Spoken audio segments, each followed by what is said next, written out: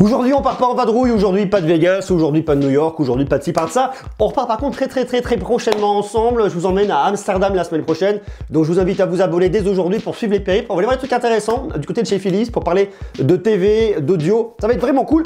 Et il y a plein de voyages de prévus bientôt dans les mois à venir. Enfin, vous allez voir, c'est vraiment cool.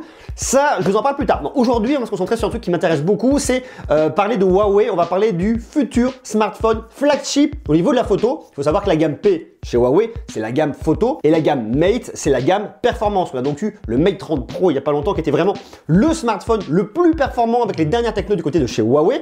Et on va avoir d'ici, allez, un mois et demi, 2 mois, je pense 2 bons mois, voire 2 mois et demi, le nouveau smartphone photo de chez Huawei, P40, P40 Pro, P40 Lite et peut-être même un autre modèle qui serait le P40 Pro édition Premium. On aurait donc 4 nouveaux modèles qui pourraient arriver, 3 sur, on l'avait l'année dernière, P30, P30 Pro, P30 Lite, on avait l'année d'avant également que le P20, enfin c'est la même chose. Là, on va avoir peut-être 4 modèles. En tout cas, ce qui est vraiment très intéressant. Et pourquoi c'est intéressant de faire un très gros focus sur Huawei maintenant? Tout simplement parce que Huawei est un petit peu dans le dur depuis quelques mois. Il ne vous aura pas échappé que Huawei ne peut pas utiliser les services Google. Il y a un problème au niveau entre les US et la Chine. Huawei en fait directement les frais. Et du coup, on ne peut pas avoir tous les services Google. Alors, on a toujours un Android 10 de version de base, mais on ne peut pas avoir le Play Store, on ne peut pas avoir de Gmail, on ne peut pas avoir de YouTube, on ne peut pas avoir plein d'applications.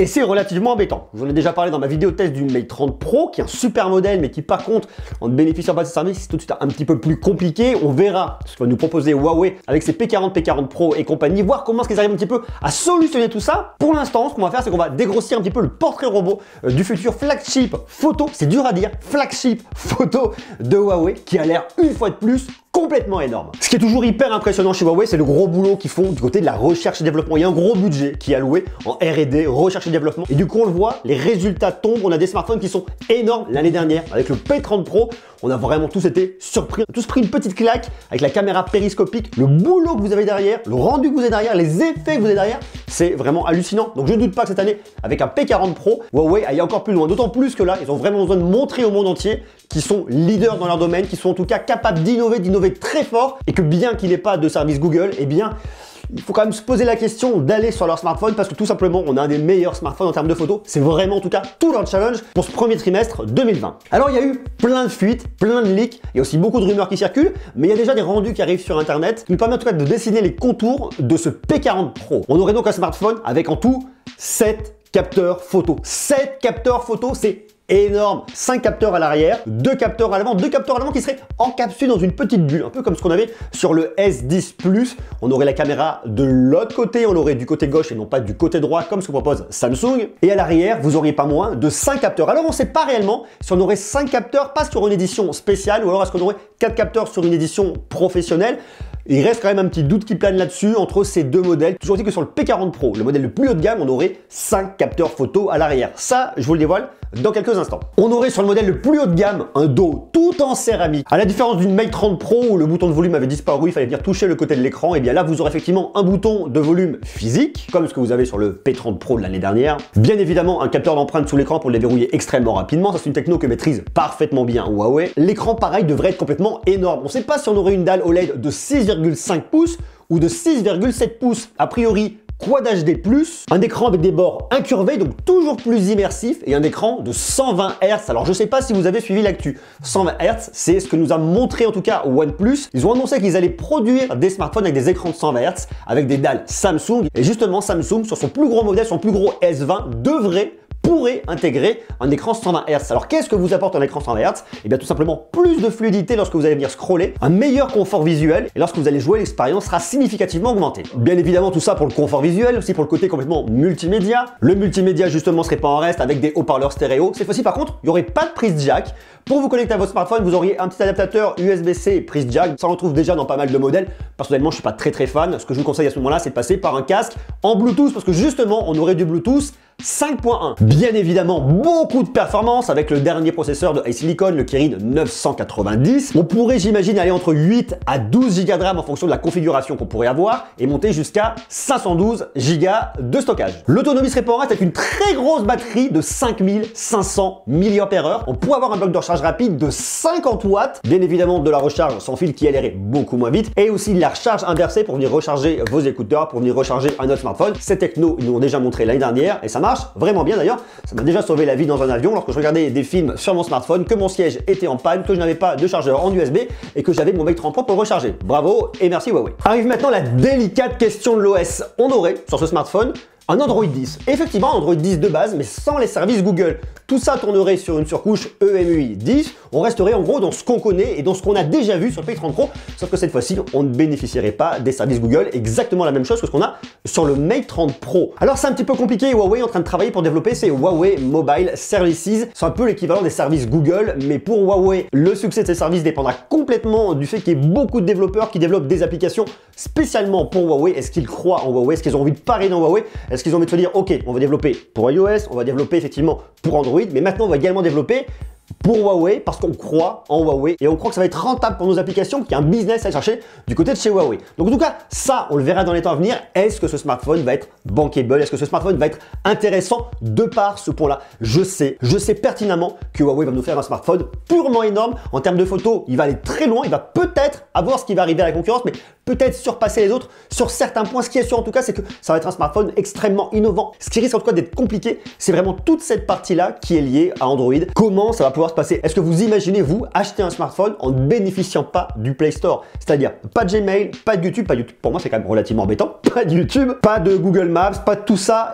Et ça, pour moi, c'est quand même un petit peu compliqué. Donc, à voir comment Huawei va réussir à rebondir de ce côté-là. Toujours est-il qu'on ne devrait pas voir arriver Harmony OS cette année, en tout cas en Europe. À voir ce qui va arriver en Asie. Est-ce qu'ils vont intégrer Harmony OS? Alors, je vous l'ai dit, la gamme P, c'est la gamme photo. Et c'est là où ça devient extrêmement intéressant. Et c'est là où on voit toute cette fiche technique qui commence à se dessiner. On aura un capteur principal, c'est un grand angle. A priori, 64 mégapixels avec une ouverture de f1.8. Ça, c'est ce qui semble se dessiner en tout cas du point de vue des fuites. J'ai du mal à imaginer qu'effectivement Huawei nous propose uniquement un capteur de 64 mégapixels quand on voit que la concurrence arrive sur des capteurs de plus de 100 mégapixels. Est-ce qu'ils vont nous proposer un capteur de 108 mégapixels pour avoir la technologie 4 pixels en 1 pour mieux fonctionner en conditions de faible luminosité et pour la photo de nuit? On verra tout ça, mais bon, minimum 64 mégapixels, ça me semble être la base de la base. On aurait un ultra grand angle de 20 mégapixels, un téléobjectif de 12 mégapixels avec un zoom optique x10 et on pourrait monter jusqu'à un zoom hybride x100. On arrivait avec le P30 Pro à un zoom hybride jusqu'à x50. x50, vous y alliez, franchement, la qualité n'était pas complètement dingue. Là, si on arrive à un zoom hybride jusqu'à x100, je vous laisse imaginer la qualité qu'on pourra avoir avec un zoom hybride x50. À mon avis, ça risque d'être extrêmement bluffant. J'ai vraiment hâte de voir en tout cas les rendus de ce smartphone. Alors, il nous reste deux capteurs. J'imagine très bien une caméra TOF, Time of Flight, qui vous permettra de travailler pour le flou d'arrière-plan qui va mesurer en gros la distance entre la caméra, entre l'objet et entre le reste. Ce qui permettra d'avoir des contours extrêmement nets et d'avoir un mode portrait qui est quasiment parfait, mais qui permettra également certaines expériences en termes de gaming. Quant au cinquième capteur, le choix pour moi se ferait du côté de la caméra macro. Alors la macro, on la retrouve de plus en plus.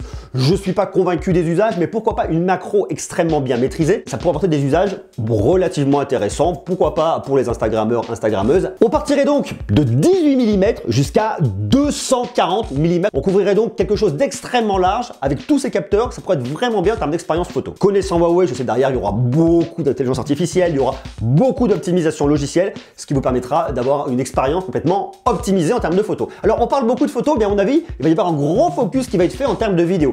J'imagine que Huawei pourra nous proposer de la vidéo jusqu'en 8K. Pourquoi pas, comme certaines rumeurs le font état pour le Samsung Galaxy S20 Ultra, on pourra avoir de la vidéo en 8K à 30 images par seconde, mais très clairement, ce qui est sûr, c'est qu'on aura, c'est de la vidéo en 4K à 60 images par seconde. Et pourquoi pas aller aussi en termes de qualité grâce à la stabilisation sur un effet un petit peu GoPro. On pourrait prendre son smartphone, se déplacer facilement, bouger et avoir une super stabilisation et avoir un rendu vidéo hyper smooth. C'est vraiment un des points qui manque beaucoup sur les smartphones. Les photos maintenant sont vraiment au niveau, sont vraiment top dans l'ultra haut de gamme, mais la vidéo, il y a des solutions qui sont intéressantes, notamment sur le dernier iPhone, l'iPhone 11 Pro, 11 Pro Max, ont des résultats qui sont vraiment extrêmement bluffants, mais souvent la vidéo c'est un petit peu le parent pauvre. Là, si Huawei va dans ce sens-là, il pourrait vraiment venir draguer les créateurs de vidéos et d'optimiser l'expérience. Et pourquoi pas mieux positionner des micros pour bien capter l'audio qui, malgré tout, reste quand même un petit peu faiblard en termes d'expérience. Bon, bien évidemment, on aura également un double flash LED et je vous ai dit un module photo à l'avant avec deux caméras. Alors deux caméras, oui, aujourd'hui. On aura une caméra principale, mais on aura également un ultra grand angle pour venir rentrer tous vos potes lorsqu'il y a beaucoup de monde et que vous voulez un petit peu pousser les murs. À voir effectivement comment tout ça va se dessiner, comment Huawei va réussir à intégrer tout ça, mais je pense, et connaissant une fois de plus Huawei, la R&D, le boulot qu'ils font derrière, la vitesse à laquelle ils avancent, et qu'à mon avis, ils veulent vraiment venir marquer un gros coup pour montrer, ok, peut-être qu'on nous bloque avec cette histoire de licence Google, mais croyez-moi, on est là, vous pouvez compter sur nous, et que dans les années à venir, on va continuer à être hyper concurrentiel et on va faire extrêmement mal. Un des très gros enjeux chez Huawei reste bien évidemment la 5G. Huawei déploie de la 5G un peu partout, donc ce smartphone sera bien évidemment 5G compatible. Vous pourrez donc avoir de la 5G grâce à ce smartphone. Bien évidemment, une fois que la 5G sera déployée, parce que si elle n'est pas déployée, vous pourrez avoir un smartphone 5G compatible, ça ne marchera pas. La 5G, c'est bien, mais lorsque vous êtes chez vous, vous voulez aussi une connexion extrêmement rapide. J'imagine donc que ce smartphone sera compatible Wi-Fi 6. Je ne sais pas si vous avez de la fibre, mais si vous avez de la fibre et que vous avez du Wi-Fi 5, eh bien moi, vous êtes un petit peu bloqué par votre Wi-Fi. Si vous passez directement au Wi-Fi 6, là, ça va tartiner, ça va carburer. D'ailleurs, j'ai fait un test moi avec l'iPhone 11 Pro Max, avec la nouvelle box de Bouygues Télécom. Eh bien, j'ai de la super fibre en Wi-Fi sur mon smartphone.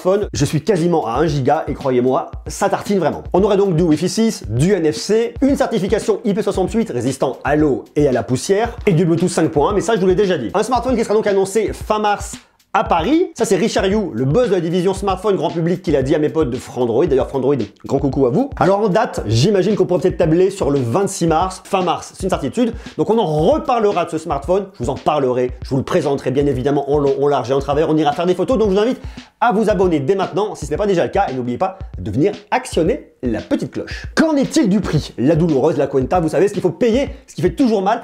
On voit qu'Huawei va toujours plus loin, avance en termes de technologie, continue d'être hyper concurrentiel, continue d'énormément innover, donc forcément le prix s'en fait toujours ressentir, un prix qui sera à mon avis un peu à la hausse, pas énormément mais un peu à la hausse sur le modèle le plus haut de gamme, un smartphone qui dépassera a priori les 1000 € dans la configuration la plus haut de gamme et qui passerait par les canaux classiques en France pour la distribution. Je ne sais pas si vous le savez, mais aujourd'hui, les smartphones se vendent le plus en France par les opérateurs. On devrait donc retrouver ce nouveau smartphone de Huawei chez vos opérateurs, bien qu'effectivement, il n'y ait pas les services Google dessus. Et on devrait aussi retrouver dans le commerce Fnac, Darty, Boulanger, j'en passe et des meilleurs. Qu'est-ce qu'on peut tirer comme portrait robot avec toutes ces informations? Tout simplement que Huawei continue, et c'est une certitude, et ça je mets ma main à couper, à être énorme en termes de R&D. Ils vont beaucoup plus loin. Ils sont effectivement freinés. Vous savez qu'en 2019, Huawei a une progression qui était fulgurante, énorme. Ils ont été coupés au milieu de l'année avec toute cette histoire liée à Google, entre les US une fois de plus, et la Chine. Mais ça n'a pas bloqué leur croissance, ça l'a ralenti. Ils continuent d'avoir une croissance, bien évidemment en France, mais aussi dans le monde entier. Huawei est donc un acteur important, un acteur majeur sur lequel on peut compter maintenant, mais encore plus dans les années à venir. Ils nous proposent des devices qui sont vraiment énormes, qui vont dans le bon sens en tout cas du point de vue consommateur. Il y a une vraie guerre qui se joue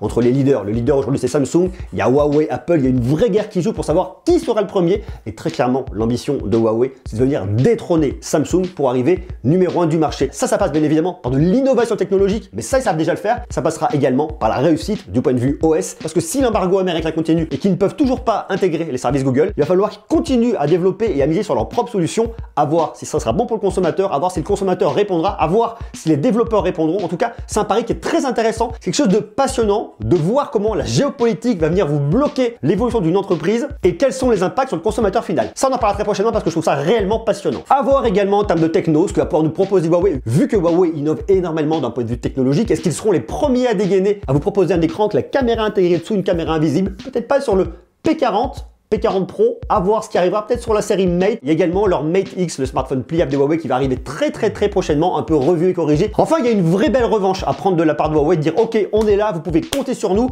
on va vous impressionner avec notre matos, on va vous proposer des solutions d'avenir. C'est vraiment hyper intéressant à suivre du point de vue consommateur, mais également de notre position à nous côté média. Croyez-moi, c'est cool, donc on va suivre ça de très près. Dites-moi vous, quelles sont vos attentes concernant ce P40 Pro? Est-ce que vous pourriez vous laisser tenter par toutes ces technologies photo, vidéo? Qu'est-ce que vous en pensez? Qu'est-ce que vous attendez? Et est-ce que vous pourriez vous laisser convaincre, bien qu'il n'y ait pas de service Google? Marquez-moi tout ça en bas, en commentaire. Quant à nous, on se retrouve dès demain et on continue à parler tech. Je vous envoie de l'amour. À demain, ciao.